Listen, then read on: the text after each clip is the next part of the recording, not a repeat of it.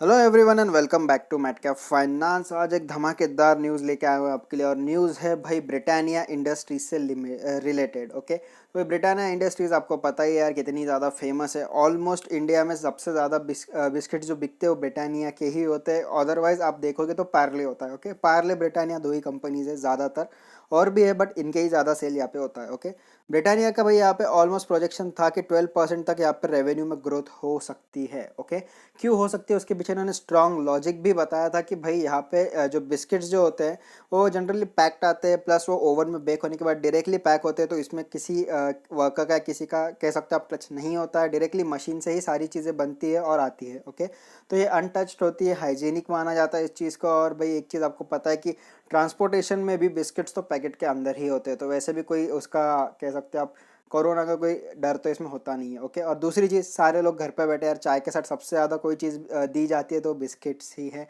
और जैसे मैंने कहा बिस्किट सबसे ज़्यादा बिकते हैं ब्रिटानिया और पार्ले के, तो यहाँ पर रेवेन्यू में ग्रोथ होने के इनके चांसेस बहुत ज़्यादा थे। ये इनका इसके पीछे लॉजिक था।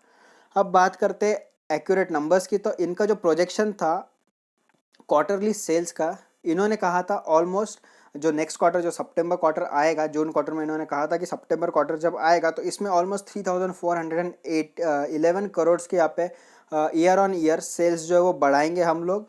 इसको अगर परसेंटेज में देखोगे तो ऑलमोस्ट 11.9 क्लोज टू 12% यहाँ पे इनका year on year sales growth जो है वो बढ़ाएंगे। साथ ही साथ अगर प्रॉफिट की बात करें तो ऑलमोस्ट 463 करोड़ का यहाँ पे प्रॉफिट जो है वो उनका बढ़ाने का प्रोजेक्शन था। इसको अगर आप देखोगे ग्रोथ वाइज तो 14.7% का यहाँ पे प्रॉफिट में ग्रोथ दिखेगा। अब यहाँ पे अगर हम बात करते हैं थोड़ा सा जून क्वार्टर की, तो जून क्वार्टर में इन्होंने जो इनका प्रॉफिट था ऑलमोस्ट डबल कर दिया था। और अगर आप ईयर ऑन ईयर यानी कि लास्ट सितंबर की बात करोगे यहाँ पे, तो ऑलमोस्ट 492 करोड़ का यहाँ पे नेट प्रॉफिट था। अगर इसको परसेंटेज में देखा है तो 74% इन्होंने इनका प्रॉफिट जो इंक्रीज़ किया था। तो भाई आपको जैसे दिख ही रहा है यहाँ पे यार सामने कितनी ज़्यादा स्ट्रॉन्ग कंपनी, ऑलमोस्ट 4% यहाँ पे प्रॉफिट बढ़ा रही है एक साल के अंदर में। बहुत बड़ी चीज़ है। और साथ ही साथ अगर आप यहाँ पे लास्ट क्वार्टर के अगर आप यहाँ पे देखोगे तो आपको यहाँ पे ऑलमोस्ट 5402 करोड़ यानी कि डबल यहाँ पे इनका प्रॉफिट जो है वो हो चुका था। समझ लो इनका प्रॉफिट ऑलमोस्ट रहेगा यहाँ पे 270 के आसपास, 270 280 के आसपास इनका जो प्रॉफिट है वो रहेगा यहाँ पे। तो इतना ज़्यादा यहाँ पे इन्होंने ग्रोथ जो है दिखा दिया है, तो आप ही सोच लो किस तरीके की कंपनी है ये। ओके, बात करें यहाँ पे स्ट्रॉन्ग एनालिसिस की, तो भाई यहाँ पे आप एक चीज़ समझने वाली है। यहाँ पे जो वॉल्यूम थी इनकी, वॉल्यूम में ग्रोथ हुई है ऑलमोस्ट 11%। और अगर EBITDA और पैट की बात करें तो यहाँ पे थोड़ा सा पैट पैट का प्रॉफिट आफ्टर टैक्स है थोड़ा सा यहाँ पे कम हो सकता है, बट यहाँ पे EBITDA मार्जिन भी यहाँ पे सबसे ज़्यादा इनका देखने को मिलेगा। साथ ही साथ अगर आप यहाँ पे बात करें डिलीवरी की, तो ऑलमोस्ट यहाँ पे एक ईयर में ब्रिटानिया ने 23.79% की कह सकते हो शानदार रिटर्न्स की डिलीवरी दी है। कह सकते हो ऑलमोस्ट 24% यहाँ पे लोगों इन्वेस्टर्स को यहाँ पे फ़ायदा हुआ है। अगर आपने 100 रुपये में लिया होगा सपोज, तो आपको ऑलमोस्ट 124 की प्राइस यहाँ पे देखने को मिलेगी, despite ups and downs. Okay, तो ये सारी चीज़ें इतनी स्ट्रॉन्ग चीज़ें यहाँ पे ब्रिटानिया ने दी है। तो अगर आप इसको एक मोटा मोटा समझ लो कि यहाँ पे आपको रेवेन्यू में ऑलमोस्ट 17% तक की ग्रोथ दिख सकती है। और यहाँ पे अगर आप डोमेस्टिक वॉल्यूम्स की बात करें तो 13.5% का यहाँ पे डोमेस्टिक वॉल्यूम में ग्रोथ दिखेगा।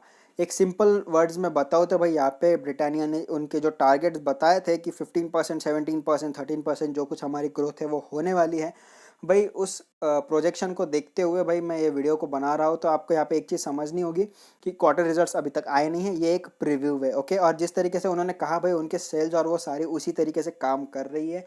और ब्रिटानिया पिछले कुछ सालों से इन्वेस्टर्स को अच्छे खासे रिटर्न्स जो है दे रही है, वो तो हम चार्ट पे देख ही लेंगे। बात करते हैं ब्रिटानिया की, तो भाई यहाँ पे ब्रिटानिया जो है ऑलमोस्ट 90,800 करोड़ की कंपनी है। ओके, मार्केट कैप की बात कर रहा हूँ मैं अभी इसकी। और आज कंपनी ऑलमोस्ट 25 रुपये बढ़ी, 0.67%। इतना ज़्यादा ग्रोथ अभी तक तो नहीं हुआ क्योंकि लोग क्वार्टर रिजल्ट्स के लिए रुके थे, बट कुछ लोगों ने यहाँ पे डिलीवरी पे अच्छी खासी पोजीशन बना ली। ओके, इंडस्ट्री पी की बात करें तो 66 का इंडस्ट्री पी चल रहा है और ब्रिटानिया का पी चल रहा है 51 का।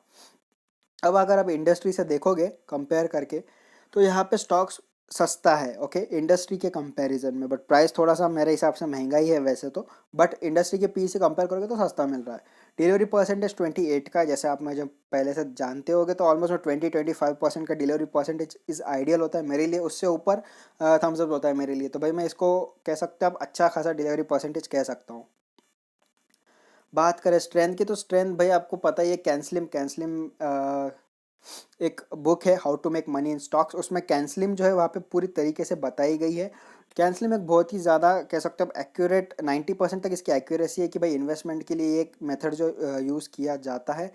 इसका जो फाउंडर था कैंसलिंग का, उनका नाम था विलियम ओनेल। आप इसको सर्च करके देख सकते हैं, आपको पता चल जाएगा।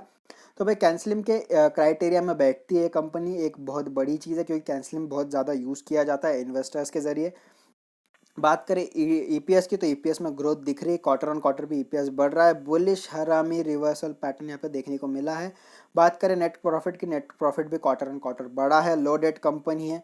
प्रॉफिट मार्जिन भी ईयरली बढ़ ही रहा है, इंक्रीज प्रॉफिट भी बढ़ रहा है लास्ट 2 ईयर से। अगर आप देखते हो क्वार्टरली एनुअली भी यहाँ पे नेट प्रॉफिट में चेंजेस हुए हैं।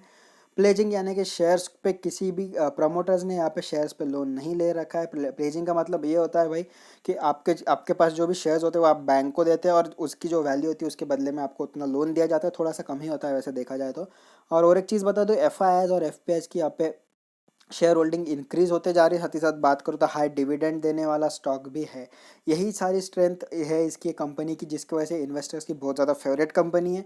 बात करें वीकनेसेस की, तो भाई यहाँ पे ROC return on capital employed last 2 year से थोड़ा सा कम पड़ रहा है, और रिटर्न ऑन एसेट यानी कि एसेट्स भी अच्छे से यूज़ नहीं हो रहा है कंपनी का।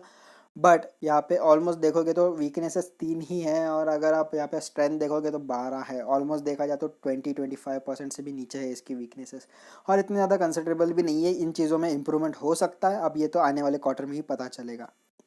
बात करें प्रोमोटर्स की, तो यहाँ पे भाई प्रोमोटर्स अपने शेयर होल्डिंग डिक्रीज कर रहे हैं। अभी भाई एफआईएस बढ़ाएंगे तो किसी को तो स्टेक सेल करना होगा, तो ये प्रोमोटर्स के थ्रू हो रहा है, तो मेरे लिए नेगेटिव न्यूज़ जो है वो नहीं है।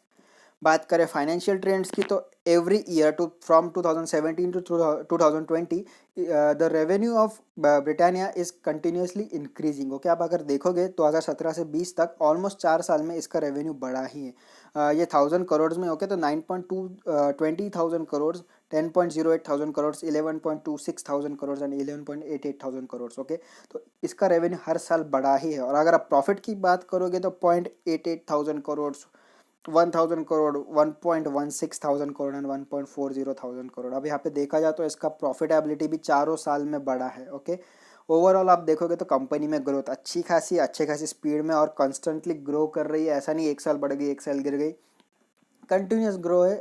ग्रोथ जो है कंपनी में दिख रही है।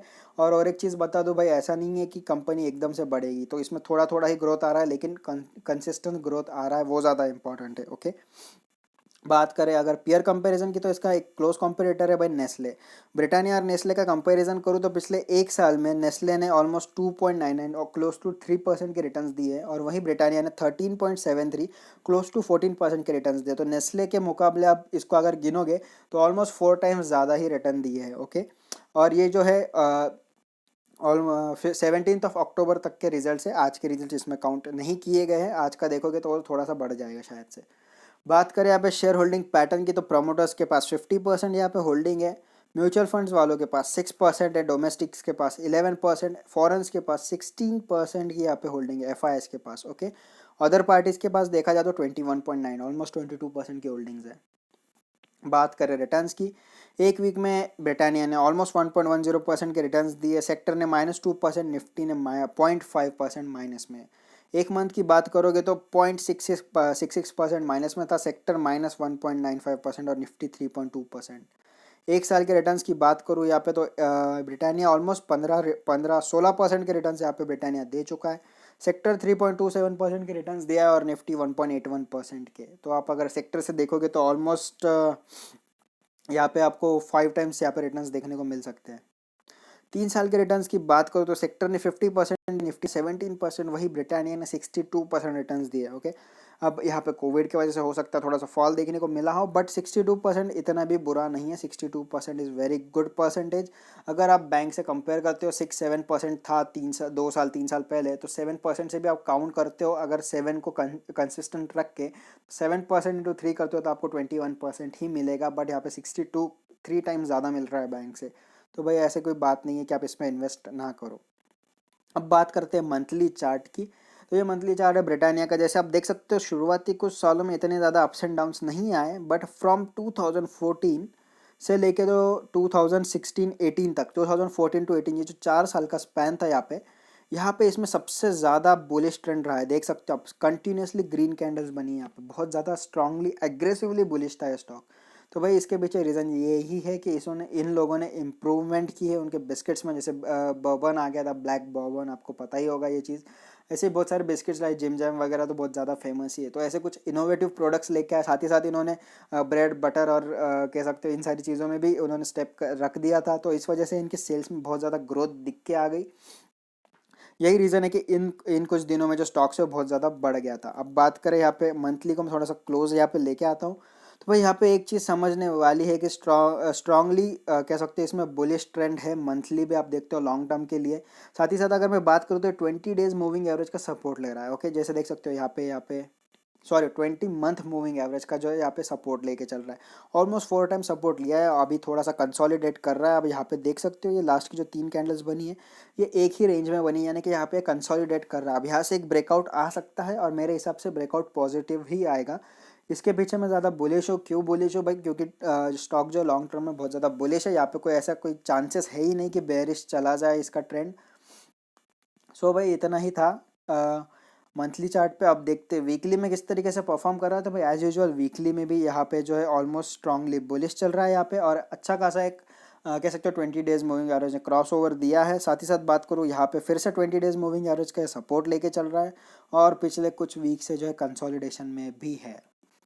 अब यहाँ पे पॉजिटिव न्यूज़ ये है कि भाई यहाँ पे अगर एज एक्सपेक्टेड यहाँ पे Q2 के रिजल्ट्स आ जाते हैं तो भाई ये स्टॉक्स ऑलमोस्ट 4000 प्लस चला जाएगा। क्यों जाएगा 4000 प्लस, यहाँ पे जैसे आप देख ही सकते हो ऑलमोस्ट 2 टाइम्स यहाँ पर प्राइस रिजेक्शन हुआ है 4000 के लेवल से, और ऑलरेडी ये कंसोलिडेट कर रहा है सारी कह सकते हो 50 डेज 100 डेज और 200 डेज मूविंग एवरेज यहाँ पे एक पॉजिटिव कह सकते हो बुलिश ट्रेंड बनाकर चल रही है। बस 20 डेज मूविंग एवरेज ही यहाँ पे बेरिश है, थोड़ा सा कंसोलिडेशन की वजह से। अगर यहाँ पे ब्रेकआउट आता है तो इसमें बाइंग कर सकते हो, अगर आपको चाहिए तो 4000 का टारगेट भी रख सकते हो आपको, अगर चाहिए तो डिपेंड करता है आपके ऊपर, आपको करना है नहीं करना, क्योंकि स्टॉक थोड़ा सा महंगा है, 4000 के रेंज में आता है, ऑलमोस्ट 3000 4000 के रेंज में, तो हर कोई इसको बाय करना प्रेफर तो करेगा नहीं। ओके, अब इसको थोड़ा सा जूम करके बताऊँ मैं, जैसे मैं कह रहा था कि 20 डेज मूविंग एवरेज का सपोर्ट ले रहा है, साथ ही साथ ये 50 डेज मूविंग एवरेज का भी सपोर्ट ले रहा है डेली चार्ट के अंदर में। ओके, वीकली में ले रहा था 20 डेज का, और डेली में ले रहा है 50 डेज का। बात करें कंसोलिडेशन की, तो कंसोलिडेशन मूवमेंट ऑलमोस्ट यहाँ पे इस रेंज में चल रहा है, तो इसके लिए एक मेजर सपोर्ट यहीं पे बन जाता है। जैसे आप देख सकते हो पहले भी इसने सपोर्ट लिया है, तो भाई अगर आप इसको लेते हो तो आपका जो यहाँ पे स्टॉप लॉस रहेगा ऑलमोस्ट 3700 के आसपास इसका स्टॉप लॉस रहेगा, अगर आपको लेना है तो। यहाँ पे बन रहा है एक डोजी कैंडल, तो यहाँ से हो सकता है कि रिवर्सल आ जाए, क्योंकि एक डाउनफॉल के बाद अगर एक डोजी कैंडल दिखता है तो यहाँ से एक पॉजिटिव मूवमेंट आने का यहाँ पे कह सकते हो आशंका होती है, तो यहाँ से एक पॉजिटिव मूवमेंट आ सकता है, 4000 के लेवल तक भी ये जा सकता है। अब डिपेंड करता है किस तरीके के Q2 के रिजल्ट्स आते हैं। मेरे हिसाब से तो भाई पॉजिटिव आएंगे, क्योंकि बिस्किट्स का सेल्स यहाँ पे बहुत ज़्यादा बढ़ चुका है, और आपको पता ही है यार ब्रिटानिया कितना वेल नोन ब्रांड है। बात करें आरएसआई की, तो आरएसआई यहाँ पे एक बुलिश सिग्नल है, बट स्ट्रांगली बुलिश नहीं है। ओके, थोड़ा सा फ्लैट और थोड़ा सा बुलिश है यहाँ पे, एकदम ज़्यादा स्ट्रांगली बुलिश नहीं है। जैसे आप यहाँ पे देख सकते हो, जैसे स्ट्रांग बेरिश था, यहाँ पे स्ट्रांग बुलिश था, ऐसे कोई स्ट्रांगली नहीं है, थोड़ा सा फ्लैट है और थोड़ा सा बुलिश भी है यहाँ पे। बात करें एमएससीडी की, तो एमएससीडी यहाँ पे थोड़ा सा कंसोलिडेट कर रहा है। अगर एक चीज़ समझ लो यहाँ पे, अगर आरएसआई जो है ऑलमोस्ट यहाँ पे 55 प्लस चला जाता है, 55 to 60 के रेंज में, इसमें आप बाइंग करके चल सकते हो, बट आपको एक चीज़ समझना है कि टारगेट इसमें छोटा रखना है। ओके, टारगेट कितना रखोगे, 4000 के आसपास का ही टारगेट रखना। ओके, 10% से 10% भी बहुत बोल दिया मैं, 7 to 8% ही इसमें टारगेट आप ले सकते हो, सेफली लेना है तो। रिस्क लेना चाहते हो तो भाई आपके रिस्क कैपेसिटी पे डिपेंड करता है कि आप कितना रिस्क लेते हो, बट मेरे हिसाब से 7% का प्रॉफिट इसमें बुक करना अच्छी डील रहेगी, क्योंकि ये 7% जल्दी ही चला जाएगा, इसमें वॉलेटिलिटी बहुत ज़्यादा है। तो भाई बस आज के लिए इतना ही। वीडियो पसंद आया तो लाइक और शेयर करना मत भूलना, वीडियो को लाइक कर दो, शेयर करो यार अपने दोस्तों के साथ, और चैनल को सब्सक्राइब करो। सबसे पहले तो सब्सक्राइब करते हैं के साथ ही बाजू में बेल आइकॉन रहेगा, दबा देना और उसको ऑल पर टिक कर देना, ताकि टाइम टू टाइम आपको वीडियो के नोटिफिकेशंस आ जाए। तो बस इतना ही, thank you, bye bye and happy trading.